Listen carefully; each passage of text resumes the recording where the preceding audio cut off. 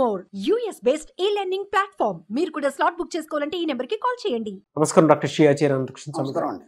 చాలా మంది అంటే మన వీడియోస్ చూసిన తర్వాత అర్న్ చేసినటువంటి వాళ్ళు హ్యాపీగా ఎప్పటికప్పుడు కామెంట్ బాక్స్లో పోస్ట్ చేస్తూనే ఉంటారు. సబ్జెక్ట్ మనం స్టార్ట్ చేసిన రోజుకిను ఈ రోజుకి చూసుకుంటే ఒక జనరేషన్ని దాటి ఇంకొక జనరేషన్లో అడుగు పెడుతున్నంత ఫీలింగ్గా ఉంది నాకు. ఎందుకంటే 601వ వీడియో ఇది ఎపిసోడ్. చాలా హ్యాపీగా ఉంది. ఆ విషయం ఆ విధంగా నడిపిస్తుంది అనేటువంటి ఆనందం అయితే చాలా ఎక్కువగా ఉంది. అండ్ ఈ ప్రాసెస్లోనే నేను స్టార్ట్ చేసిన దాంట్లోనే గౌరవ డాక్టరేట్ మీరు అందుకున్నారు. సంతోషం. కంపెనీలో నాకు CEO దాకా పొజిషన్ రావడం జరిగింది. అలా కలిపింది మనల్ని, ఆ విధంగా కంటిన్యూ అయింది. కానీ అంతా బాగానే ఉంది, కానీ అందరికి ఎంజాయ్ చేయమని చెప్తున్నాం. మనం ఇప్పటిదాకా కలిసి ఎక్కడ ఎంజాయ్ చేయలేదు. నేను అనంతకృష్ణ స్వామి గారు కలిసి 1 hour కూడా ఎక్కడ టైం స్పెండ్ చేయలేదండి. విచిత్రం ఏంటంటే అసలు మీరు ఫుల్ బిజీ, నేను ఫుల్ బిజీ. అవును, వీలు కావట్లేదు. అందరికి ఎంజాయ్ చేయమని చెప్తున్నాం. అవును, పని బిజీలో ఉన్నాం. కానీ ఈ రోజుకి నేను ఎక్కడ పర్సనల్ కలవాలి. ఎప్పుడే గుర్తొచ్చింది. ప్రోగ్రామ్ ఇద్దాం బ్రహ్మాండంగా. డెఫినెట్గా సార్. 601వ ఎపిసోడ్. ఈ వీడియోలో ఏం చెప్తున్నారు? మీరు విచిత్రం ఏంటంటే మీరు మారాలనుకుంటున్నారు. ఎందుకంటే మనం ఇప్పుడు ఈ 601 నుంచి మళ్ళీ వీడియోని మళ్ళీ కొత్తగా తీసుకెళ్తున్నాం మనం. అర్థమైంది? అంటే ఎలా ఉందంటే మనకి 100 నుంచి 200 వరకు ఒక సిస్టంలో తీసుకెళ్ళాము. 200 నుంచి 300కి ఇంకా కొద్దిగా డెప్త్ తీసుకెళ్ళాము. ఆ తర్వాత కంప్లీట్ డెప్త్గా తీసుకెళ్ళాము. మళ్ళీ మామూలు స్థితిలో ఏ విధంగా మనం అంటే ఆ పాతవి మర్చిపోయి మళ్ళీ కొత్తగా మనం ఎలా తీసుకెళ్ళాలి. ఒక్కొక్క 100 ఎపిసోడ్స్కి ఒక్కొక్క టైప్లో మనం సబ్జెక్ట్ని తీసుకెళ్తున్నాం. ఇప్పుడు ఏంటంటే మనకి అసలు ఈ సబ్జెక్ట్లోకి రావాలంటే మీరు ముందు మారాలనుకుంటున్నారు. అది ఫస్ట్ డిసైడ్ అయిపోండి. మారాలనుకుంటున్నప్పుడు మీరు ఏం చేయాలంటే ఎటు వాళ్ళని మార్చాలని చూడద్దు. ఫస్ట్ పాయింట్ ఎదు కూడా ఎటు వాళ్ళని మార్చాలని చూడద్దు.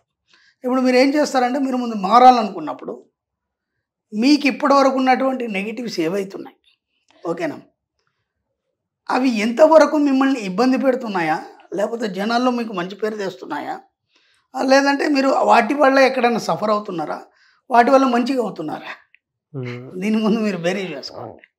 అంటే ఇక్కడ సబ్జెక్ట్ అంతా చాలా డెప్త్గా ఉంటుంది, సిల్లీగా ఉంటుంది మనకి. ఎందుకంటే ఈ చిన్న చిన్న విషయాలు మర్చిపోవడం వల్ల మనం చాలా మటుకు కోల్పోవాల్సి వస్తుంది. అవును, మన సబ్జెక్ట్లోకి రావాలన్నప్పుడు వీటిని మనం సర్చ్ చేసుకోవాలి. ఫస్ట్ సర్చ్ చేసుకోవాలన్నప్పుడు మీరు మారాలనుకున్నప్పుడు మీ యొక్క నెగిటివ్ థాట్స్ ఏవైతున్నాయో, అప్పుడు ప్రతి మనిషికి పాజిటివ్ ఉంటుంది, నెగిటివ్ ఉంటుంది. అంటే పాజిటివ్ నెగిటివ్ అంటే సమాజం పట్ల కావచ్చు, లేదా ఇతరుల పట్ల కావచ్చు. ఏవైతే మనకి ఇతరులను ఎంతవరకు ఇబ్బంది పెడుతున్నాయి, మన యాటిట్యూడ్ కూడా ఎటు వాళ్ళకి ఇబ్బంది పెడుతుంది. అర్థమైందా? ఎన్నో విషయాలు మనం ఏం చేస్తామంటే నేను ఇలాగే ఉంటాను, నేను అది తినను, నాకు అది ఇష్టం లేదు, ఇట్లాంటి మాటలు చాలా మాట్లాడుతుంటాం మనం.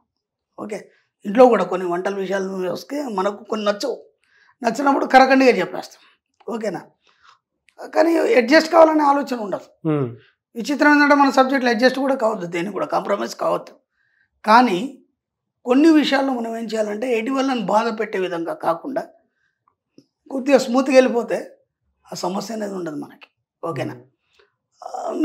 మీకు ఇష్టం లేని కూర వండారు ఇంట్లో, ఇప్పుడు మీరు ఏం చేస్తారంటే దాని గురించి పెద్ద లెక్చర్ ఇస్తారు. మీకు తెలుసు కదా ఇంతకుముందు నేను తిన్నానని, అది అని, ఇది అని. సరే, ఒక బంధువుల ఇంట్లోకి వెళ్ళారు మీరు భోజనానికి, వాళ్ళు ఆప్యాయంగా మిమ్మల్ని పిలిచారు, అక్కడ అదే కూర వండారు. ఇప్పుడు ఏమంటారు? సేమ్ రియాక్షన్ కదా. కానీ అక్కడ నువ్వు చెప్పలేవు కదా. అప్పుడు ఏం చేస్తావు? నువ్వు తినలేకపోయినా కొంచెం టేస్ట్ అన్నా చేస్తావు. కాకపోతే పక్కన ఇంకేదైనా ఉంటే దాంతో కానిచ్చేస్తాం. వాళ్ళు టకిమని ప్లేట్లో పెట్టేస్తారు. మీకు ప్లేట్లో పెట్టేసిన తర్వాత ఇక దాన్ని తీలేరు, వాళ్ళకేం మీరు చెప్పలేరు అబ్జెక్షన్. అదే ఇంట్లో కూడా అడ్జస్ట్ కావచ్చు కదా. ఒక్కసారి ఆలోచించండి, తప్పేం లేదు కదా దాంట్లో. ఒక్క కర్రీ ఏమి ఉండదు, 2-3 కర్రీస్ ఉంటాయి. సడన్గా ఏదో ప్రేమతో ఈరోజు బాగా అయిందని చెప్పేసి మీ ఆవిడ వేసినంత మాత్రాన దాన్ని మళ్ళీ రాద్దంతం చేసే అవసరం లేదు. కొంచెం టేస్టీ చేయి, బాగుంటే తిను, లేదంటే పక్కన పడేసి వేరేదంతా తినవచ్చు. ఇలా మనకు మనం పెట్టుకునేటువంటివి చాలా ఉంటాయండి. నేను అది చేయను, నాకు ఇది అంటే ఇష్టం లేదు, నాకు అది ఇబ్బంది పెట్టద్దు. ఇలా మనకు తెలియకుండానే చాలామంది మనం హర్ట్ చేస్తాం. మన సబ్జెక్ట్లో మనం ఏం చెప్పుకున్నామంటే ముందుగా నీకు స్వీకరించే మనస్తత్వం ఉండాలి. ఎప్పుడో ఆ పిల్లలు ఉంటారు, మారం చేస్తారు. మన పిల్లలు అంటే కాలేజ్ పిల్లలైనా సరే ఇంట్లో బాగా మారం చేస్తారు. నేను అది తిని ఇది తినేది. ఏదైనా ఇస్తే నాకు అది ఇష్టం లేదు ముఖం మీద కరకండిగా చెప్పేస్తారు. అవును. అదే ఇప్పుడు ఫ్రెండ్ సర్కిల్లో బర్త్డే పార్టీకి పోయినావు, అది ఇస్తే వాళ్ళతో పాటు నువ్వు ఎంజాయ్ చేస్తావు. నీకు ఇష్టం లేకపోయినా వాళ్ళతో పాటు అక్కడ కరకండిగా చెప్పలేవు కదా. అవును. కాబట్టి ముందు నువ్వు స్వీకరించే మనస్తత్వాన్ని కలిగి ఉండాలి. ఎక్కడైనా సరే ఏదైనా సరే స్వీకరించే మనస్తత్వాన్ని కలిగి ఉండాలి. స్వీకరించే మనస్తత్వం కలిగి ఉన్నప్పుడు విశ్వం నీకు ఎన్నో రకాలుగా అరేంజ్ చేస్తుంది. ఒకవేళ నువ్వు దాన్ని రిజెక్ట్ చేసావు అనుకో, అలా ఎన్నని రిజెక్ట్ చేస్తావు? 1 2 3 4 5 ఒక 10 నువ్వు రిజెక్ట్ చేసిన తర్వాత అప్పుడు నీ దగ్గరికి ఏది రాదు. నేను కొందరు చూశాను, మా ఫ్రెండ్ వాడు సర్కిల్లో కొందరు చూశాను. వాడు ఎక్కడ పోయినా ఏం తినడు. మేమందరం సరదాగా అన్నీ తింటుంటే నాకు అది నచ్చలేదు అంటాడు, లేకపోతే దానికి వంకలు పెడతాడు, లేకపోతే దానికి ఏదో ఒకటి కాంప్లికేషన్ చెప్తాడు. అంటే ఇది తింటే ఇలా అవుతుంది అలా అవుతుంది. మీరు నమ్మండి, మాతో వాడు ఇన్నిసార్లు వచ్చినా సరే వాడికి సరైన తిండి ఎప్పుడు దొరకదు. బా అన్నీ తినే వస్తువులే కదా మనం రెగ్యులర్గా. వాడు దానికి ఏదో ఒకటి చెప్తాడు, ఎక్స్ప్లెనేషన్ చెప్తాడు, లేకపోతే దానికి ఏదో ఒక కారణం చెప్తాడు, లేకపోతే ఇది బాగాలేదంటాడు. ఇప్పుడు ఏమైపోయింది, ఒకప్పుడు నాకు మన స్వతం ఉండేది, తర్వాత ఈ సబ్జెక్ట్లోకి వచ్చినాక చాలా మార్చుకున్నాను. ఇప్పుడు ఏమైపోయిందంటే నాకు ఏదైతే సరైంది, నాకు ఏదైతే ఇష్టమైంది అవే నా దగ్గరకు వస్తున్నాయి. ఎందుకంటే నేను స్వీకరించే మన స్వతాన్ని కలిగి ఉన్నాను కదా. ఎంతో కొంత వాళ్ళని ఎయిటి వాళ్ళని బాధ పెట్టకుండా, వాళ్ళని రిజెక్ట్ చేయకుండా, జస్ట్ వాళ్ళు హ్యాపీగా ఉండేటట్టుగా ఒక 2 మాటలు మాట్లాడి జస్ట్ టచ్ చేయడం వల్ల ఏమైపోయిందంటే ఇప్పుడు నాకు కావాల్సినవన్నీ నా దగ్గరకు వస్తున్నాయి. వాడు మాత్రం ఎప్పటికీ అలాగే ఉన్నాడు. ఎందుకు? స్వీకరించే మనస్తత్వం నీకు లేదు. ప్రతిదానికి నువ్వు రిజెక్ట్ చేస్తున్నావు, ప్రతిదానికి అందరి మీద బలవంతంగా రుద్దుతున్నావు, ప్రతి దగ్గర రాద్ధాంతం చేస్తున్నావు. అప్పుడు విషయం నీకు కావాల్సింది నీకు ఇవ్వదు. ఎందుకంటే ఇవన్నీ నేను నీకు సమకూరుస్తున్నాను, నువ్వు ప్రతిదానికి నువ్వు మంగ పెడుతున్నావు, నేను ఎందుకు ఇవ్వాలి నీకు అంటది. అది చిన్న లాజిక్, ఇక్కడ పెద్ద ఇదేం లేదు. కాబట్టి ఎక్కడైనా సరే మీరు మారాలనుకుంటున్నారా, ఎయిటి వాళ్ళని మార్చాలని ప్రయత్నం చేయకండి, ఫస్ట్ పాయింట్. రెండోది, మీరు మారాలనుకున్నప్పుడు ప్రతిదాని ముందు యాక్సెప్ట్ చేయండి. అలా యాక్సెప్ట్ చేయడం వల్ల జీవితంలో ఎన్నో మీరు పొందడం జరుగుతుంది. ఒకవేళ మీరు రిజెక్ట్ చేశారు, ప్రతిదాన్ని వంగలు పెట్టారు, గొప్ప గొప్ప అవకాశాలను కూడా మీరు జీవితంలో చేజార్చుకుంటారు. అర్థమైందా? నేను కొందరు చూశాను, మాకు తెలిసిన వాళ్ళని కానీ కొందరు పెద్దవాళ్ళని చూశాను. మంచి ఉన్నత స్థితిలో ఉన్నారు వాళ్ళు. ఓకే, ఎప్పుడైనా ఎక్కడైనా సరే, ఎక్కడ వెళ్ళినా సరే బ్రహ్మాండంగా ఏమనకుండా తినేస్తారు. దాంట్లో ఉప్పు లేదా, కారం లేదా, లేకపోతే వాళ్ళు ఏదైనా ఇచ్చినా సరే అంత గొప్పలు కదా, నాకేంటి వీళ్ళు ఇస్తున్నారు అనే ఫీలింగ్ లేదు వాళ్ళకి. మనస్ఫూర్తిగా స్వీకరిస్తారు, అంత బాగుంటారు. అసలు వీళ్ళు ఎలా ఉన్నారా, వీళ్ళు వాళ్ళకి ఆ కొద్దిగా టేస్ట్ లేదని నాకు అప్పుడు అనిపించేది. ఎందుకంటే నేను తిరస్కరించే మనస్తత్వంతో ఉన్నాను కదా. అప్పుడు నాకు అనిపించేది వీళ్ళకి కొంచెం కూడా టేస్ట్ లేదా, వీళ్ళకి ఏది కూడా ఒక్క మాట మాట్లాడరు, ప్రతిదానికి కూడా హ్యాపీగా నవ్వుకుంటూ తీసుకుంటారు. వాళ్ళు ఎంత పరిపూర్ణంగా ఉన్నారంటే ఈరోజు వాళ్ళు ఎక్కడికి వెళ్ళినా సరే వాళ్ళకి ఆదరణ అలా ఉంది. స్వీకరించే మనస్తత్వం కాబట్టి గొప్ప గొప్ప గిఫ్ట్స్ కానీ అసలు ఎన్నో ఉచితాలుగా వాళ్ళు పొందడం అనేది జరుగుతుంది, అంత ఉన్నోళ్ళైనా సరే. ఎందుకంటే మనం కొందరు చూసుకొని మనం నేర్చుకోవాలి. అంటే మనకంటే ఉన్నత స్థితిలో ఉన్న వాళ్ళు వాళ్ళ యొక్క ప్రవర్తన ఏంది, వాళ్ళు ఎందుకు అలా ప్రవర్తిస్తున్నారు, అప్పుడు మనకు అర్థం కాదు. ఆ చిన్న వయసులో అర్థం కాదు. ఆ జీవితానుభవాన్ని బట్టి ఏమవుతుందంటే ఒకటి మనకు అవగాహన వస్తుంది. కాబట్టి మీరు మారాలనుకున్నప్పుడు పొరపాటున కూడా ఎవరిని మార్చే ప్రయత్నం చేయకండి. రెండోది, స్వీకరించే ప్రయత్నం చేయండి. ఎక్కడ ఎవరిని కూడా రిమార్క్ చేయకండి. ఆటోమేటిక్గా మీ జీవితంలో సంపూర్ణత్వం అనేది మీకు తెలియకుండానే వచ్చేస్తుంది. నేనే చెప్తాను, తెలియకుండానే వచ్చేస్తుంది మీ జీవితంలో సంపూర్ణత్వం అనేది. ఆ సంపూర్ణత్వం ఎప్పుడైతే వస్తుందో అప్పుడు మీ లోపల ప్యూరిటీ అనేది వస్తుంది. ఆ ప్యూరిటీ ద్వారా డబ్బు సంపద ఆటోమేటిక్గా వచ్చేస్తుంది. కాబట్టి వీలైనంత మట్టికి ఏది వచ్చినా సరే స్వీకరించి ఒక చిన్న స్మైల్ చేయండి, అక్కడికి అది ముగిసిపోద్ది. ఆ తర్వాత నెక్స్ట్ వచ్చేసి చాలా గొప్పగా ఉంటుంది మీకు. Fantastic sir. ఇందులో చాలా విషయాలు ఉంటాయండి. ఒక మనిషి ఒక స్టేట్ ఆఫ్ మైండ్ నుంచి స్థితప్రజ్ఞతలోకి వెళ్ళిపోయినప్పుడు బిహేవియర్ చాలా ఎలా కనిపిస్తూ ఉంటుందంటే మనకి సడన్గా వీడు గొప్పోడు అయిపోయాడు ఏంటి, ఇలా బిహేవ్ చేస్తున్నాడు ఏంటి అనేటువంటి ఆలోచనలో ఉంటారు. ఒక పాయింట్లో మనం చూసినప్పుడు నిజంగా మనకు ఆ ఆలోచన స్థాయి అందుకోలేము, అర్థం అవ్వదు. ఎందుకంటే మన స్థాయిలో మనం ఉంటాం కాబట్టి ఆ గొప్ప స్థాయి మనకు అర్థం కాదు. అవును.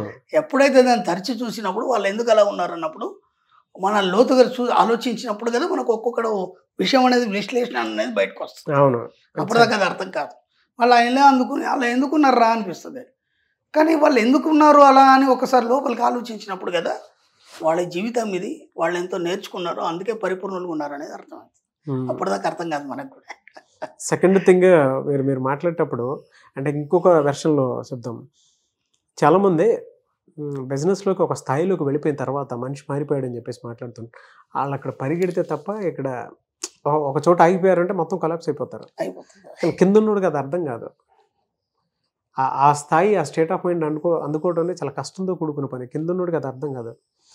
అరే మనం ఇంత చేసామే, అలా వెళ్ళిపోయాడు ఏంటి అనేటువంటి దారిలోకి ఉంటూ ఉంటాడు. నేను అనేది ఏంటంటే ఇప్పుడు నువ్వు బయటకు వెళ్ళినప్పుడు ఎలా ఉన్నావు, ఇంట్లో కూడా అలా ప్రవర్తిస్తే ఇంట్లో వాళ్ళందరూ హ్యాపీగా ఉంటారు కదా. అవునా కదా? అవును. ఇక్కడున్న ఆవేశం అవన్నీ బయట లేవు కదా. ఒక్కసారి దాన్ని ఇక్కడ ప్రదర్శిస్తే ఇల్లంతా హ్యాపీగా ఉంటుంది.